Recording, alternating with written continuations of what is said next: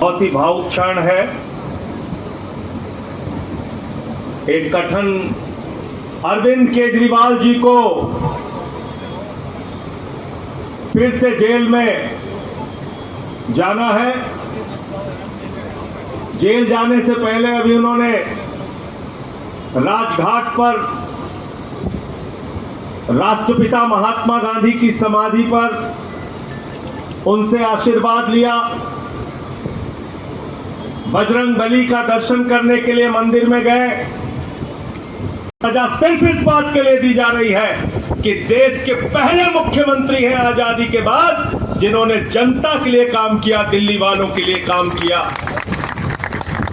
किसी ने सपने में नहीं सोचा था बिजली फ्री हो सकती है, वो सपना सच करके दिखाया केजरीवाल ने।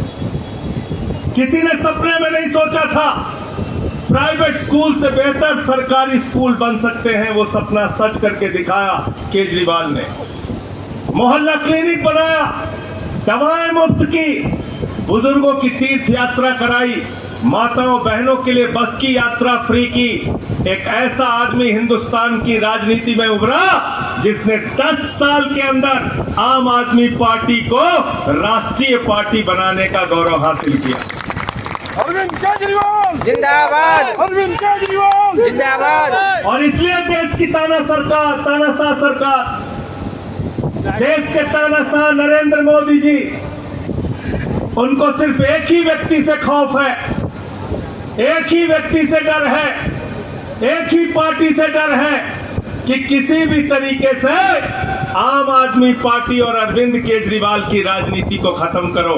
लेकिन मैं नरेंद्र मोदी जी को कहना चाहता हूं, देश के प्रधानमंत्री को कहना चाहता हूं, एक नहीं 1000 कोशिश कर लोगे, आम आदमी पार्टी दिन दूनी रात चौगनी आगे बढ़ती रहेगी। तुम्हारे इन तानाशाही की कार्रवाइयों से रुकने वाली नहीं। अरविंद केजरीवाल वो शख्स है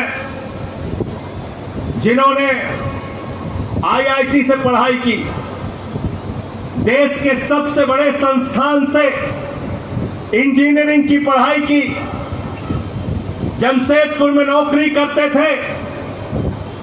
उसके बाद मदर टेरेसा के संस्थान में जाके काम किया, इनकम टैक्स कमिश्नर बने। इनकम टैक्स कमिश्नर की नौकरी को लात मार के दिल्ली की झुग्गी बस्तियों में काम करने वाले शख्स हैं अरविंद केजरीवाल। और देश के सबसे बड़े भ्रष्टाचार विरोधी आंदोलन के रचयिता, देश के अंदर सबसे बड़े भ्रष्टाचार विरोधी आंदोलन को खड़ा करने का श्रेय, अन्ना आंदोलन को खड़ा करने का श्रेय अरविंद केजरीवाल को जाता है। और आप उस अरविंद केजरीवाल को झूठे, बेबुनियाद सबूत के बगैर एक ऐसे केस में जेल भेज रहे हो जिसका न सिर है न पांव है।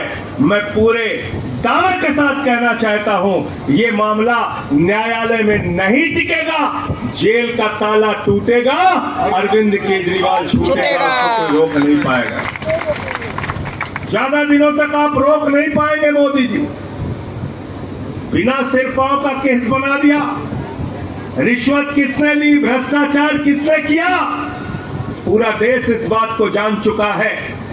तथा कथित शराब घोटाले में जिस आदमी को मुख्य आरोपी बनाया ईडी ने, उस शरद रेड्डी से 60 करोड़ रुपए की रिश्वत भारतीय जनता पार्टी ने खाई है। अगर किसी को जेल में होना था तो बीजेपी नेताओं को आज जेल में होना चाहिए था, अरविंद केजरीवाल को नहीं। लेकिन आपने एक एक करके हमारी पार्टी के नेताओं को जेल में डाला। मनीष सिसोदिया को जेल में डाला, सत्येंद्र जैन को जेल में डाला, मुझे 6 महीने जेल में रखा। कल मीडिया वालों ने अरविंद जी से पूछा, आपको दोबारा जेल जाना पड़ रहा है। केजरीवाल जी ने जवाब दिया, इस देश के लिए जरूरत पड़ी तो पूरा जीवन जेल में रह सकता हूं, लेकिन झुकूंगा नहीं, इनसे लड़ता रहूंगा। अरविंद केजरीवाल जिंदाबाद, इनसे लड़ता रहूंगा, इनसे संघर्ष करता रहूंगा। और आज आपके बेटे, आपके लाल, आपके भाई को सिर्फ एक बात की सजा मिल रही है कि आम आदमी पार्टी और अरविंद केजरीवाल ने देश के तानाशाह के सामने झुकना मंजूर नहीं किया, लड़ना मंजूर किया, लड़ना मंजूर किया, संघर्ष करना मंजूर किया। मैं एक ऐसी परिस्थिति जब आज अरविंद केजरीवाल जी को दोबारा जेल में जाना पड़ रहा है, मैं अपने एक एक कार्यकर्ता, विधायक और पार्षद से कहना चाहता हूं, केजरीवाल जी के अरविंद जी, माननीय सुप्रीम कोर्ट ने मुझे 21 दिन की मोहलत दी थी। मैं तहे दिल से सुप्रीम कोर्ट का शुक्रिया अदा करना चाहता हूं, बहुत बहुत। उन्होंने चुनाव प्रचार करने के लिए मुझे ये मोहलत दी थी। 21 दिन कल पूरे हुए। अब यहाँ से मैं सीधा तिहाड़ जा रहा हूँ। ये 21 दिन मेरे लिए बहुत विस्मरणीय है। मैंने एक भी मिनट खराब नहीं किया। रात दिन 24 घंटे देश को बचाने के लिए प्रचार किया। केवल आम आदमी पार्टी के लिए प्रचार नहीं किया, सारी पार्टियों के लिए प्रचार किया। बंबई भी गया, भिवंडी भी गया, हरियाणा भी गया, उत्तर प्रदेश भी गया, पंजाब भी गया, जमशेदपुर भी गया। जहां मौका मिला, जहां जिसने बुलाया, उसी के लिए प्रचार करने के लिए गया, देश बचाने के लिए। मेरे सामने देश था। आम आदमी पार्टी इंपॉर्टेंट नहीं है, आम आदमी पार्टी सेकेंडरी है, पहली हमारे लिए देश है। तो मैं दिल्ली के लोगों को कहना चाहता हूं, आज आपका बेटा दोबारा जेल जा रहा है, इसलिए नहीं कि मैंने कोई भ्रष्टाचार किया है, इसलिए कि मैंने तानाशाही के खिलाफ आवाज उठाने की जरूरत की है।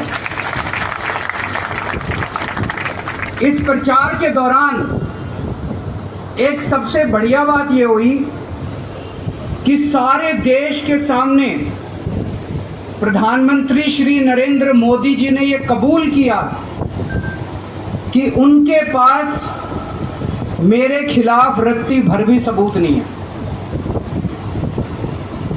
हम कहते थे ना, जब भी हमसे पूछा जाता था कि भाई ये कह रहे हैं 100 करोड़ रिश्वत ली, 100 करोड़ रिश्वत ली, वो 100 करोड़ कहां गया?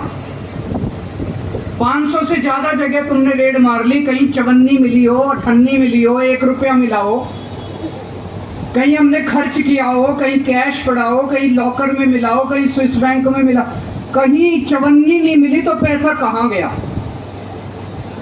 तो एक टीवी चैनल के इंटरव्यू में उस टीवी वाले ने मोदी जी से पूछा कि प्रधानमंत्री जी, ये केजरीवाल चारों तरफ कहता घूम रहा है कि आपके पास उसके खिलाफ कोई सबूत नहीं है, आपके पास उसके खिलाफ कोई रिकवरी नहीं है, फिर आपने उसको गिरफ्तार कैसे कर रखा है? पता है प्रधानमंत्री जी ने क्या कहा? प्रधानमंत्री जी कहते हैं, मैं मानता हूं कि केजरीवाल के खिलाफ कोई सबूत नहीं है, मैं मानता हूं कि केजरीवाल के खिलाफ कोई रिकवरी नहीं है, क्योंकि केजरीवाल अनुभवी चोर है। चलो मान लिया मैं अनुभवी चोर हूं, तुम्हारे पास सबूत तो नहीं है, तुम्हारे पास रिकवरी तो नहीं है, तो यूं ही डाल दिया मेरे को जेल में, बिना सबूत के डाल दिया मेरे को जेल में, बिना रिकवरी के डाल दिया जेल में। देश के इतिहास में 75 साल में सबसे ज्यादा बहुमत से आई हुई सरकार है। एक बार 70 में से 67 सीट, दूसरी बार 70 में से 62 सीट, 55% से ज्यादा वोट शेयर। इतने भारी बहुमत वाली सरकार के मुख्यमंत्री को आपने बिना सबूत के जेल में डाल दिया। यही तो तानाशाही है कि जिसका मन करेगा मैं उसी को जेल में डाल दूंगा, जिसका मन करेगा उसी को जेल में डाल दूंगा। और पूरे देश को मैसेज दे दिया कि अगर मैंने केजरीवाल को फर्जी केस में जेल में डाल दिया तो तुम्हारी तो औकात ही क्या है, किसी को भी पकड़ के जेल में डाल दिया। इसी तानाशाही के खिलाफ लड़ रहा हूं मैं। और इस किस्म की तानाशाही अपने देश को बर्दाश्त नहीं है। भगत सिंह ने कहा था ना कि जब सत्ता तानाशाही हो जाए तो जेल जिम्मेदारी बन जाती है, सबकी जिम्मेदारी है जेल में जाना, इसके खिलाफ आवाज उठाना। भगत सिंह के चेले हैं। भगत सिंह देश को बचाने के लिए, देश को आजाद कराने के लिए जेल गए थे। भगत सिंह देश को आजाद कराने के लिए फांसी पे चढ़े थे। हम देश को बचाने के लिए जेल जा रहे हैं। इस बार जब जा रहा हूं, मुझे नहीं पता अब मैं कब वापस आऊंगा, मुझे नहीं पता ये क्या करेंगे मेरे साथ जेल में, लेकिन मुझे कोई परवाह नहीं है, जो मर्जी करें। अगर भगत सिंह फांसी पे चढ़ गए, मैं भी फांसी पे चढ़ने के लिए तैयार हूं। मेरे शरीर का एक एक कतरा इस देश के लिए है, मेरे शरीर के खून की एक एक बूंद इस देश के लिए है, मेरे जीवन का एक एक पल देश के लिए। अरविंद केजरीवाल जिंदाबाद, अरविंद केजरीवाल जिंदाबाद, अरविंद केजरीवाल जिंदाबाद। अभी मैं हो बर्बाद, हो बर्बाद, हो बर्बाद, हो बर्बाद। मैं अभी राजघाट गया था सभी साथियों के साथ। महात्मा गांधी की समाधि पे हम लोगों ने श्रद्धांजलि दी। गांधी जी ने इस हमारे देश से तानाशाही का अंत किया था, वो हमारे लिए प्रेरणा स्रोत हैं। उसके बाद हम कनॉट प्लेस गए, हनुमान मंदिर, वहाँ पे हमने हनुमान जी के मंदिर में जाके हनुमान जी का आशीर्वाद लिया। 4 तारीख को भी मंगलवार है, भली करेंगे बजरंग बली, करेंगे कि नहीं करेंगे? करेंगे, बोल करेंगे। बजरंग बली की जय। इनका नाश करेंगे, तानाशाहों का नाश करेंगे। अपने को किसी व्यक्ति विशेष से अपनी कोई दुश्मनी नहीं है, अपनी दुश्मनी तानाशाही से है, तानाशाही बर्दाश्त नहीं है अपनी को। तो 4 तारीख को भी मंगलवार है और बजरंग बली का मेरे ऊपर, पार्टी के ऊपर बहुत आशीर्वाद है, देश के ऊपर बहुत आशीर्वाद है। मैं प्रार्थना करने गया था बजरंग बली को कि हे बजरंग बली मेरे देश को बचा लो। अभी कल एग्जिट पोल आए हैं, मेरे से लिखवा लो, सारे एग्जिट पोल फर्जी हैं, बिल्कुल फर्जी। एक एग्जिट पोल वाले ने राजस्थान में टोटल 25 सीट है, उसमें 25 में से 33 दे दिए उन्होंने बीजेपी को। ऊपर से आया होगा भाई बीजेपी को ज्यादा देने हैं, तो उसने कहा मोदी जी क्या याद रखोगे आपने, आपको 25 में से 33 दे दिया। तो पूरा का पूरा फर्जी है, पूरा एग्जिट पोल फर्जी है। लेकिन असली मुद्दा ये है, इनको गिनती से 3 दिन पहले फर्जी एग्जिट पोल कराने की क्या जरूरत थी, ये समझने वाली बात है। मेरे को भी समझ नहीं आया, कई सारे लोगों की कई सारी बातें चल रही हैं। एक ये चल रहा है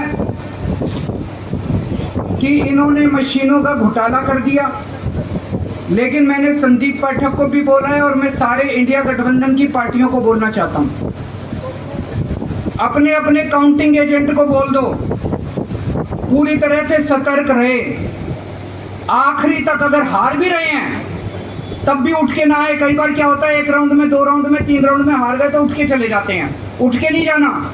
सबसे लास्ट में रैंडम जितने बूथ होते हैं, ईवीएम मशीन होती है, उसकी पर्चियां पड़ती हैं। उन पर्चियों में से 5% पर्चियां उठाई जाती हैं। उन 5% ईवीएम की मैचिंग वीवीपैट की स्लिप से कराई जाती है। वीवीपैट पे जो स्लिप है उसकी काउंटिंग होती है, जैसे बैलेट पेपर की काउंटिंग होती थी, और उसकी काउंटिंग और ईवीएम की चेकिंग होती है दोनों की। एक भी मशीन अगर मैच ना करे तो वहां चुनाव रद्द कर दिया जाता। तो अगर आपने ये चेकिंग कर ली वहां पे, तो इसका मतलब फिर ईवीएम का घोटाला हम बचा सकते हैं। फिर ईवीएम के घोटाला अगर कर रखा इन्होंने तो हम उसको एक्सपोज कर सकते हैं।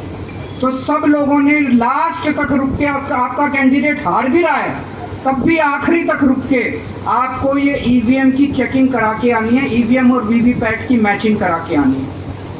एक थ्योरी ये चल रही है कि इन्होंने इतना ज्यादा सीटें इसलिए दिखाई क्योंकि इनके लोगों ने शेयर मार्केट में इन्वेस्ट कर रखा है और कल जब शेयर मार्केट खुले तो बम्पर होगा, तो ये अपने शेयर बेच बाच के खुद तो निकल लेंगे। बाकी एक थ्योरी ये चल रही है कि अफसरशाही पे दबाव डालने के लिए अगले 3 दिन में अफसरों से उल्टे सीधे काम कराने के लिए एक माहौल बना दिया गया। भाई आ तो हम ही रहे हैं, तो हमारी बात मानो, उल्टे सीधे काम करो, काउंटिंग में गड़बड़ कराएंगे, सब कुछ करेंगे। लेकिन फिर से मैं कह रहा हूं, अपने को, अपने काउंटिंग एजेंट, एआरओ, सब आरओ, सब लोगों को अपने को ट्रेन करके भेजना है और अपने को चौकन्ना रहना है। बाद में हम कहते रहे इन्होंने ये कर दिया, उसका कोई फायदा नहीं होगा। अभी अपने को चौकन्ना रहना है। एक थ्योरी ये चल रही है कि अगर इन्होंने कल ही कम सीट दिखा दी होती एग्जिट पोल वालों ने, तो हो सकता है कि इन दोनों के खिलाफ आरएसएस में और बीजेपी में कल ही बगावत शुरू हो जाती। 4 तारीख तक इंतजार ही नहीं होता हो सकता। तो कई सारी थ्योरी चल रही हैं, लेकिन अपने को सतर्क रहना है, चौकन्ना रहना है। मेरा अपना मानना है कि 4 तारीख को इनकी सरकार नहीं बन रही है।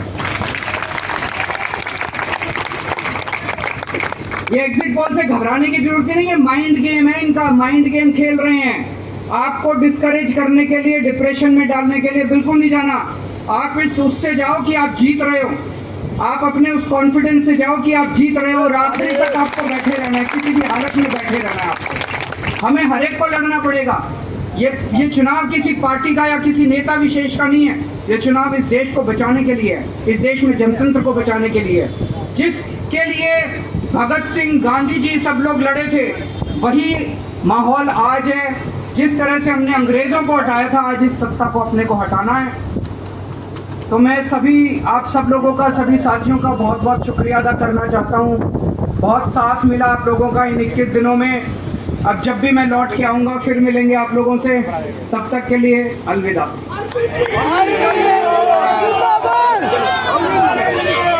भारत माता की, Arvind Kejriwal, Arvind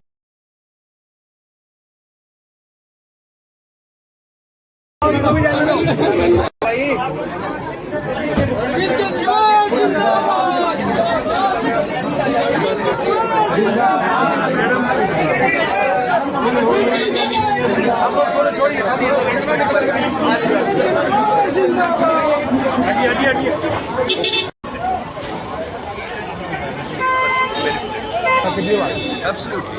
The entire party cadre and party is united.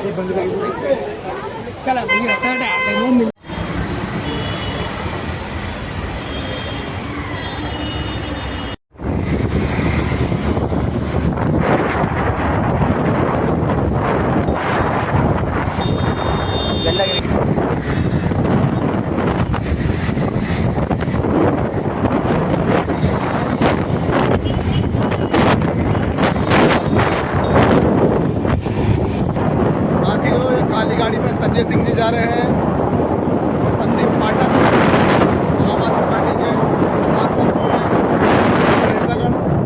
इस समय हम अकबर रोड पे हैं और हमारे भैया बहुत ही अच्छी ड्राइविंग करते हुए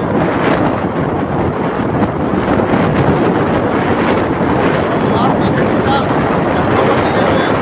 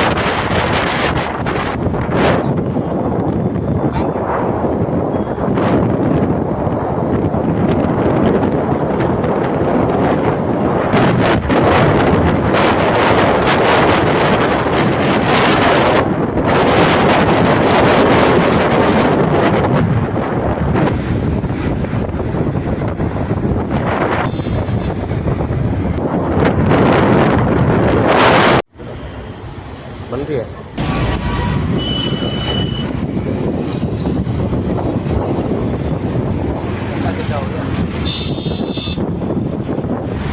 देख के डर लग रहा है।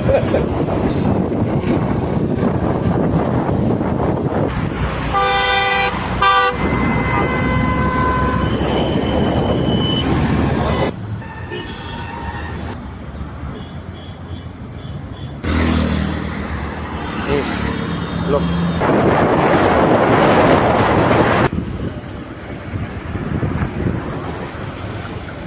क्या हो गया? पानी ये वाला ले लो। नहीं दोनों स्केच पड़ गए।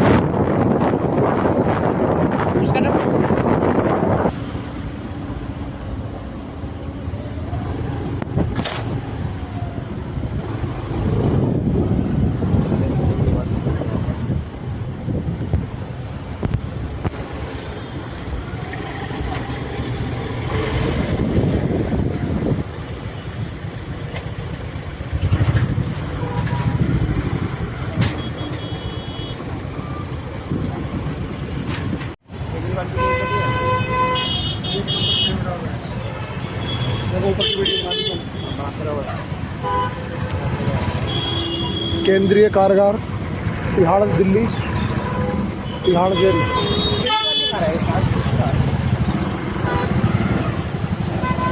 लगाइए भाई आगे।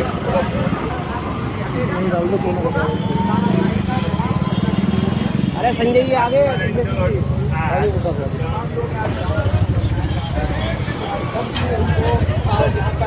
मेरी बनाओ।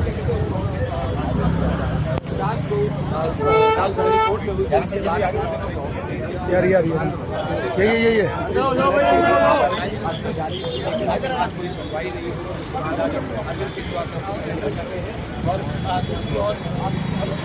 ये संजय सिंह जी गाड़ी में उतर रहे हैं। नेता है वो सीधे तौर पर यहाँ पर मौजूद है। नई दिल्ली के भावी सांसद सोमनाथ भारती जी। जितने आम आदमी पार्टी के कार्यकर्ता वो आपको दिखाई देंगे।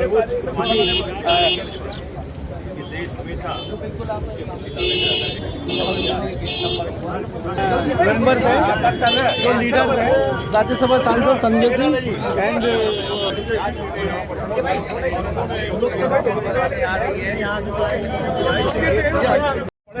सीटों पर हालांकि जो एग्जिट पोल आ रहे हैं फर्जी है, जमीन के एग्जिट पोल नहीं है। जनता के एग्जिट पोल ईवीएम में बंद है और जब ईवीएम खुलेगी तो एग्जिट पोल है, जनता का एग्जिट पोल ईवीएम में बंद है। और जब आएगा तो इंडिया अलायंस दिल्ली में 7 की 7 सीटें बड़े मजे से सर्वोच्च